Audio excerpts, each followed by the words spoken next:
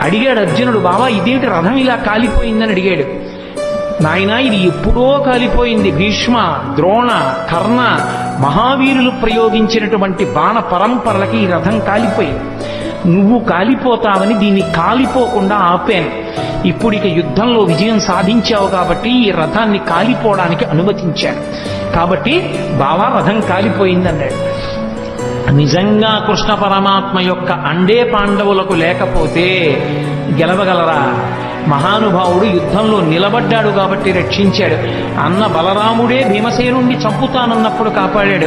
ఆఖరికి యుద్ధం అంతా అయిపోయిన తర్వాత మూర్ఖురు కొడుకుల్ని భీముడే చంపాడన్న కారణం మీద భీముణ్ణి ఉరే నాయన దగ్గరికి రారా కౌగిలించుకుంటానన్నాడు ధృతరాష్ట్రుడు.